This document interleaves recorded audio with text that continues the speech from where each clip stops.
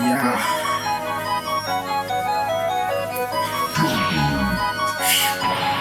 find a way. We gon' find a way. Find a way. Hey, yeah, we gon' find a way. We gon' find a way. Yeah, we gon' find a way to survive another day. Survive another day. We gon' find a way. We gon' find a way. It's my ride away. That's my ride away. Damn, it's my ride today to find my ride away. Damn, it's my ride today to find my ride away. Yeah, it's my ride away to find my ride today. Whoa, yeah, whoa, we gon' find a way. They live too, but we gon' find a way to survive another day. Yeah, we gon' find a way. We gon' find a way. We gon' find a way. Survive another day. We gon' find a way. Survive another day. Yeah, we gon' find a way. Survive another day. We gon' find a way. Survive another day. It's my right away. It's my right away. Damn, it's my right away to get my right today. Damn, it's my right away.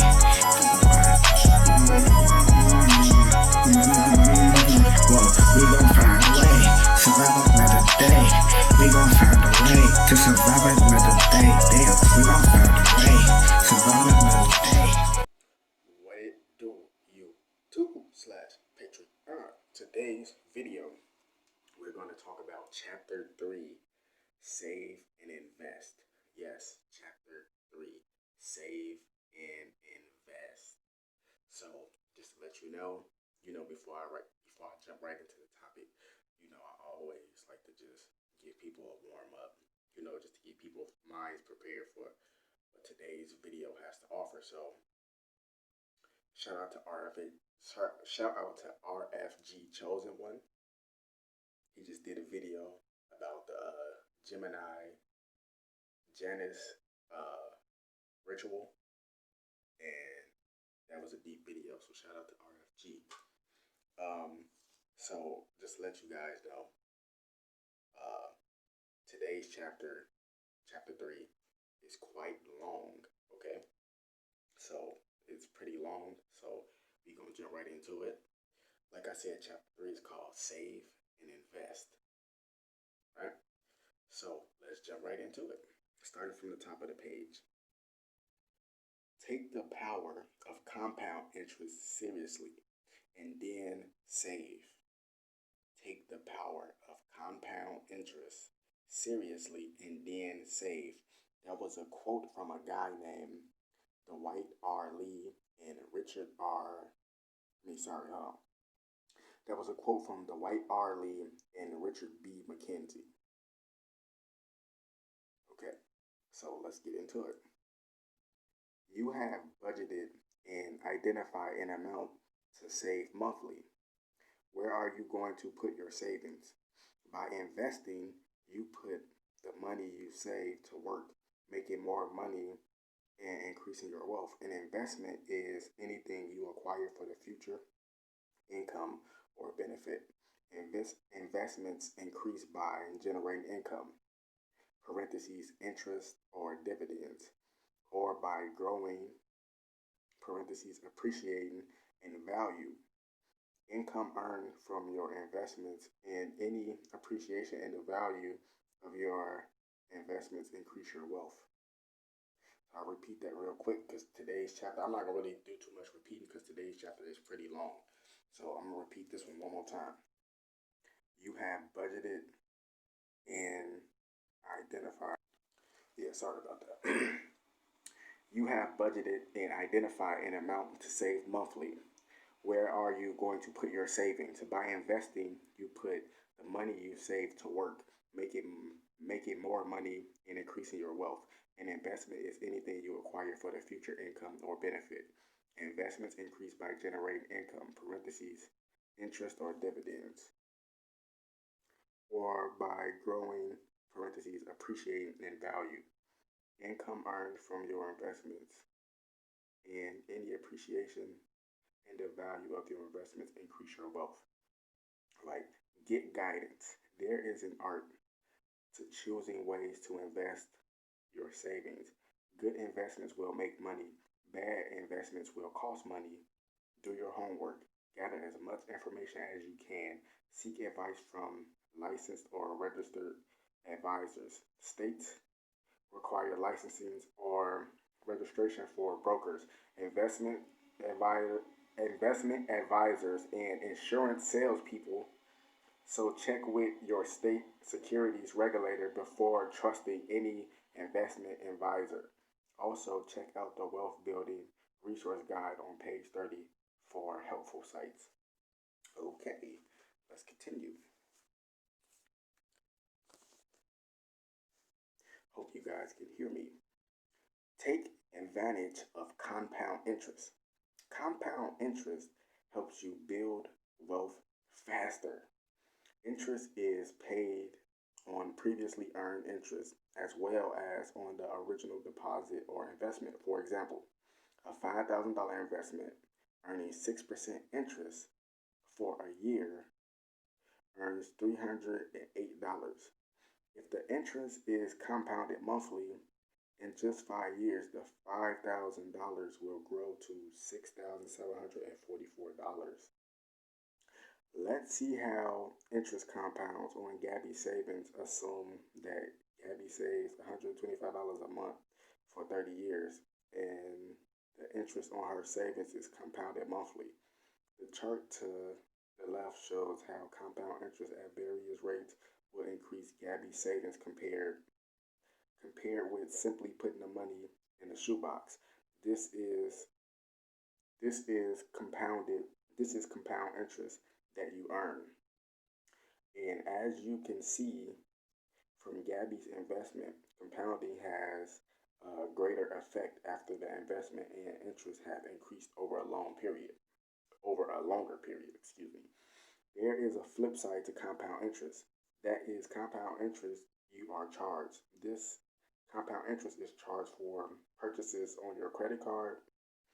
Chapter 4, build credit and control debt, discuss this type of interest. So that'll be the next video, chapter 4, where we talk about control debt. Build credit and control debt. That's chapter 4. So that'll be the next video. All right.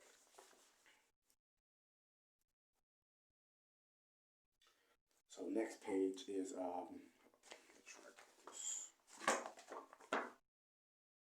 okay, here we go. It's just I gotta hold this and like this. That's funny.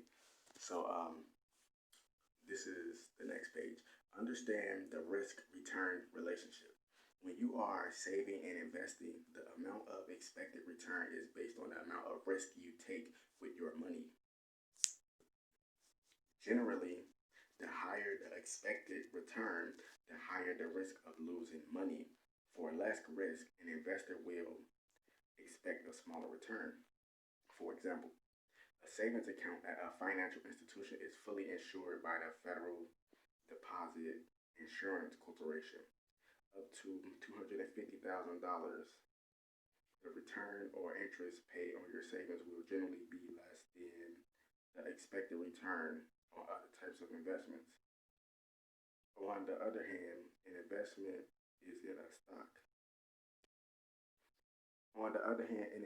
in a stock is not required. The money you invest may be lost or the value reduced if the investment doesn't perform as expected. After deciding how much risk you are able to take, you can use the investment pyramid to help balance your savings and investments. You should move up the pyramid only after you have built a strong foundation. Okay, so now they have the investment pyramid. How much risk do you want to take? So it's a pyramid just to show you. So you can see it right there. All right. So here are some things to think about when determining the amount of risk that best suits you. Financial goals. How much money do you want to accumulate over a certain period of time? Your investment decisions should reflect your wealth creation goals. Time horizon. How long can you leave your money invested? If you will need your money in 1 year, you may want to take less risk than you would if you would need your money for, if you won't need your money for 20 years. Let me repeat that. How long can you leave your money invested? If you will need your money in 1 year, you may want to take less risk than if you would not need your money for 20 years. Financial risk tolerance. Are you in a financial position to invest in riskier alternatives? You should take less risk if you cannot afford to lose your investment or have its value fall. Inflation risk.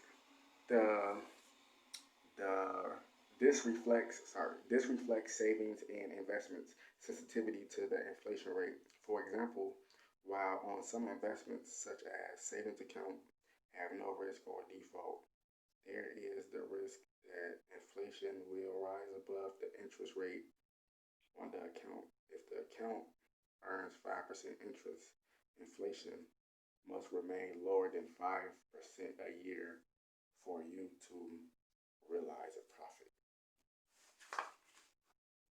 Okay.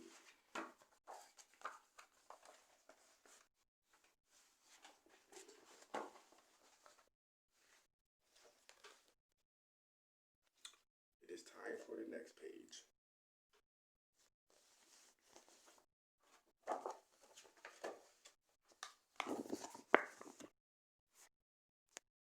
Okay.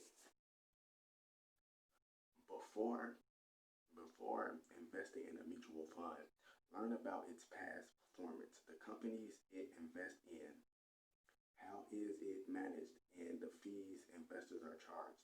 Learn what the experts say about the fund and its competitors. Stocks, bonds, and mutual funds can be purchased through a full service broker if you need investment advice from a discount broker or even directly from some companies in mutual funds. Invest for retirement. Have you ever thought about how much money you will need when you retire? Will you save enough today to meet your future needs at prices higher than today's due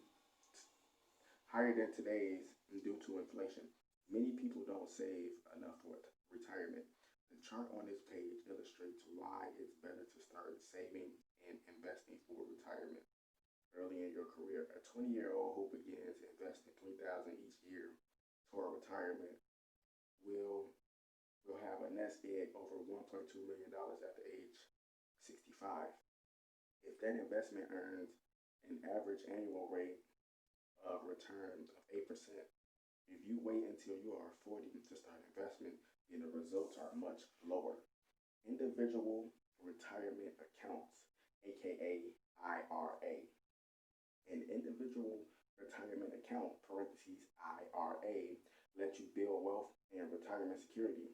The money you invest in an IRA grows tax-free until you retire and are ready to withdraw it. You can open an IRA at a bank, broker firm, mutual fund, or insurance company.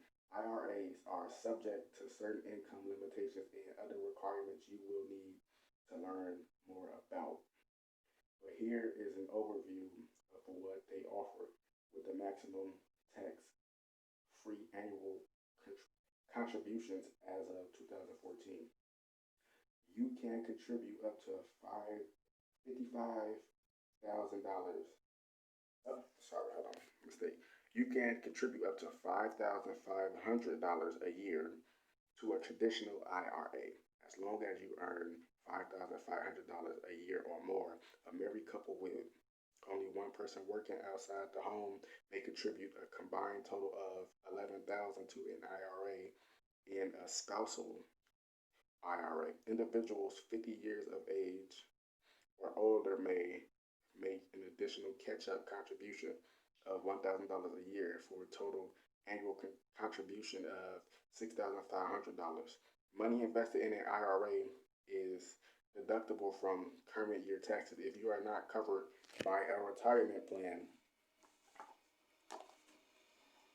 If you are not covered by a retirement plan where you work and your income is below a certain limit, a traditional IRA tax is deferred, meaning that you don't pay taxes on the money until it's withdrawn